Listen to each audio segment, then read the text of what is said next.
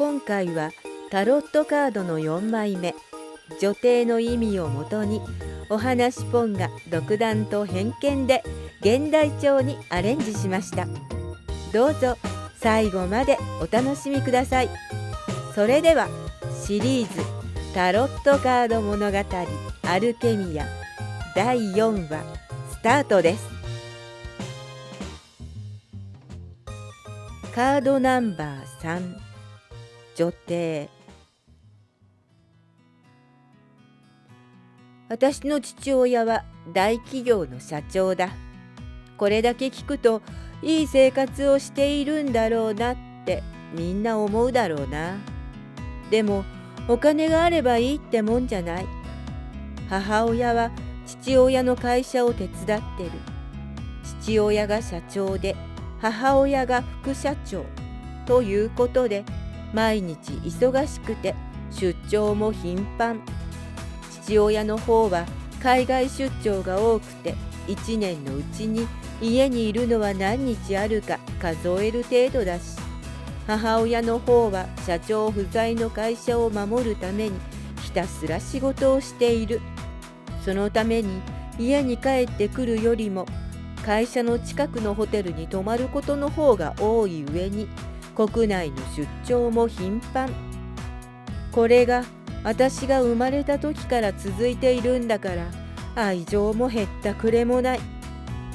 両親が何で結婚したかというと、母親が父の会社で働いていたかららしい。もともといい家柄の娘だったこともあり、父の父親、つまり私の祖父にあたる人がこの人ならと目をつけたらしく、いやおうなしに結婚が決まったのだとか。そんな祖父も5年前に他界したけど、だから今は会長不在の状態なんだって。それがどうしたって感じだけどね。母は仕事が好きな人で、結婚したからって子供は産みたくなかったらしい。でも当時まだ生きていた祖父に跡継ぎを産まないとダメだと言われて、しぶしぶ子供を作ったわけ。それが私。生まれる間際まで仕事して、生まれて1週間とせずに仕事に復帰。それを鼻高々に言われるけど、私としてはそんなことよりも夕方には帰ってきて一緒にいてほしいんだ。私は親の愛情を受けずに家政婦さんによって育てられたようなもの。朝になると家政婦さんが来て夕食の支度をすると帰っていく。別に何か話をするなんてこともない。小さい頃は朝来て夜帰っていく家政婦が母親なんだと思っていたくらいだ。母親ってそんなものだと思っていたけど、小学校に入り、友達の母親がいつも家にいて働いていたとしても夕方には家に帰ってくると知って、かなりのショックを受けた。じゃああの人は誰だったのって。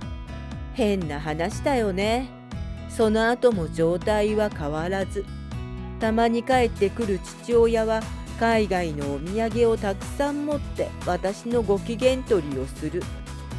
母親に至っては欲しいものがあれば電話さえすればすぐに商品が届く。まるで通販みたいな人。そうそう、小学生の頃は会社の人がよく来ていた。私の面倒を見るためにね。一緒に遊んでくれて、好きなおやつを買ってくれて、どこへでも高級車で連れて行ってくれた。でも私が気に入らないって一言言えばすぐに解雇されるので、みんな私を腫れ物に触るように扱ってた。そんなことだとは知らない私は大したことでもないのに父親や母親、祖父にチクってた。そのために何人もの社員が首を切られていたなんて全く知らなかったんだから、平和なもんだよ。そうやって私は何の疑問も持たずに小学校生活を終えたわけだ。ところが思春期ってやつは誰にでも公平にやってくるらしい。私にもなんだかわからないけど苛立ちがやってきて、何でも手に入る状態に不満が湧き、両親の愛情のなさに嫌気がさし始めた。学校が終わって家に帰っても、そこにいるのは話もしない家政婦で、出てくるおやつはどこかの有名店のケーキ。私の欲しいのはそこいらの安いスーパーで売られている駄菓子だったりするのに、そんなものは絶対に食べることが許されなかった。みんな食べてるんだからいいじゃないかと反論したこともあるけど、そんなものを食べたら頭が悪くなるからという理由で却下されたんだ。理不尽この上ないよね。おかげで友達と話が合わなくて、みんなが話している駄菓子の名前なんて全くわからない。よくいじめに遭わずにここまで来れたと思うほどだよ。中学になった私は家に帰ったところで親がいない寂しさを友達と遊び歩くことで紛らわせるようになった。お金ならいくらでもあるし、足りなければカードを使うこともできた。友達が欲しいというものを買ってやったり、どこに行くにも私は惜しみなくお金を出した。そのためいくらでも友達ができて私と遊びたがった。おかげで私の方が友達を選べる立場になった。そうなると深夜まで遊んでいられるグループと行動するようになり、気がつけば不良グループに入っていた。学校にも行かなくなり、昼間からゲーセンに行ったりカラオケで遊んだり、男友達を集めてはお酒を飲んだりもした。私がこんな状態であることを知った両親はかなり怒ったけど、怒られても私が悪いわけではないことをまくし立てた。悪いのは全部親がまともに家にいないでお金だけを渡しているのだから、こうなることくらい想像ができたはずだ。それなのにお金さえ渡しておけば十分だろうと愛情のあの字もくれなかったのだから、当たり前の展開じゃないか。しかしそのツケはちゃんとやってくる。まともに学校に行かずに遊びほうけていたのだから、みんなが進学だ受験だと騒ぎ出し、少しでもいい学校に行こうと必死になっているとき、私は行く学校が見つからない状態だった。学力なんて小学生で止まっているのだから当たり前のことで、どんな金持ちの子供だって努力もせずに好き放題していれば結果は見えていた。それでも私は人並みに名の知れた学校に入りたいと思い、受験間際に両親に泣きついた。泣きつけばなんとかなると分かっていたのだ。その通り、両親は私が改心したのだろうと思い込み、大金を払って裏から無試験で入学できるようにしてくれた。親は使い道を考えてしっかり使わないと損だと思い込んでいた。愛情をくれないのだからこのくらいは当たり前。一生私は親の金で好きなように生きてやるんだ。名の知れた高校は結構なお嬢様学校で、みんな真面目に勉強していい成績を取り、エスカレーター式に大学に行き、大学を卒業したら優秀な男性と結婚することを目標にしているような連中だった。勉強なんてまるでしてこなかった私がこんなレベルの高い学校でやっていけるはずはなく、一応は授業に出ていたけどちんぷんかんぷんだった。お嬢様ばかりの学校だけに、もう親のお金で友達を集めることもできず、初めて私は自分の力で友好関係を築く勉強をすることになった。勉強ができなくても友達と仲良くできればなんとかなった。わからないところはできる友達に教えてもらったり、テストの時にはカンニングペーパーを仕込んだり、あの手この手でなんとかやり過ごしてきた。そうしているうちになんとか一番下でも生徒の一人として見てもらえるようになったのだけど、その裏には親が多額の寄付をしている事実があった。それを知ったのは後になってからだけど、別に寄付をしたいのは親で、私には関係ないから。高校も3年になり、またしても裏で大きなお金が動き、私はエスカレーターに乗ることができた。大学は結構楽しくて、高校では女ばかりだったのが、大学は男子生徒もいたからパラダイスだった。これからは自由に遊んでやる。高校の3年間、まるで牢獄のような生活をしてきた私は、大きな夢を抱いて大学生活をスタートさせた。帰ってこない親、誰にも文句を言われることのない生活、中学時代の楽しかったことがよみがえってきて、最高の幸せだと思っていた。ところが、まさかのことが起こっていたのだ。このまま大学を卒業したら、適当な相手と結婚して、平和に楽な専業主婦、もしくは親の会社に就職して、適当にチャラチャラと事務でもやって、適当な男と結婚。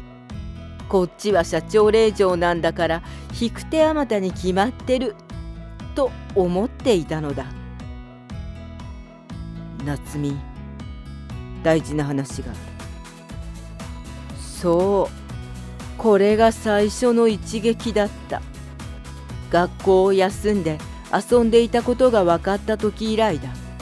両親が揃って私に話をしようなんて。だからちょっとビビった。これは何かバレたかなって思ったけど、そんな可愛いものじゃなかった。実は会社が倒産した。重々しく口を開く父。その言葉を聞いた瞬間、母がわっと泣き出した。よく聞いてみると、だいぶ前から会社は危ない状態だったらしく、多額の負債を抱えていたらしい。しかし、多くの社員を抱えているので、簡単に終わりにすることもできず、できる限りの努力を続けてきたそうだ。だが、会長である祖父が亡くなり、裏切る社員が出たり、取引先からの信用がなくなったりして、もうどうにもならないということだった。それで会社を畳むことにしたのだとか。母は、私たちが何をしたっていうのよとヒステリーのように叫んでいたけど、父は黙っているだけだった。その話があってから両親はカーテンを閉めたまま家から出なくなった。外には債務者がたくさん押しかけて、玄関には金を返せと張り紙がされる始末だ。こんな状態で学校に行くこともできず、私はぼんやりと両親を眺めて過ごした。3ヶ月もした頃、またしても父から話があった。すまない。なんとか金を返そうとしたんだが、どんなに集めても到底足りるものではない。社員の給料も払わないとならないし、この屋敷もじきに差し押さえられる。はあ？まさかそんなバカな。すまない。じゃあどこに住むの？学校は？大学は辞めるしかない。そんな。借金は返さないとならないから、少しずつでも返せるように父さんも母さんも働くことにした。働くって。そこで夏美も働いてほしい。はあ？冗談じゃない。一生親の金で楽に暮らしていこうと思っていたのに、なんてことしてくれたのよ。喉元までその言葉が出ていたが、さすがに言えなかった。両親の落ち込んだ姿にさすがの私も何も言えなかったのだ。こうして私は超金持ちのお嬢様生活から一転、貧乏のどん底へと落ちることになった。父は工場で働き、母はスーパーのパート。バリバリ働いていた2人とは到底思えない姿だった。借金を返すために2人で働いても足りず、食べていくために私も働くことになったけど、皮肉なもので貧乏生活をして初めて私が欲しかったものを手に入れることができたのだ。毎日必ず夕方になると帰ってくる父と母。贅沢といえば母がスーパーの見切り品のあんパンを一つ買ってきて、それを3人で分けることくらいだ。両親はこんなものも満足に食べられんのかと泣いているけど、私は逆に嬉しいんだ。毎日両親がいて、毎日会社であったことを話せて、貧相な食事でも親子3人で食べることができて、これこそが私が求めていた幸せなんだ。お金なんかじゃない。お金なんかいくらあっても嬉しくない。そこに両親がいること、それが一番の幸せなんだ。やっと私にも幸せがやってきたんだ。夏美、見切り品のワゴンに駄菓子が入っていたの。10円だったから買ってきたんだけど、食べる？食べたことないでしょ。そう言って母が渡してくれたのは小さな駄菓子。どんなに食べたくても食べさせてもらえなかったそれは、まるで宝石のように光り輝いて見えた。嬉しいお母さん、ありがとう。じゃあみんなで食べようね。3分個だよ。今、私はとっても幸せだ。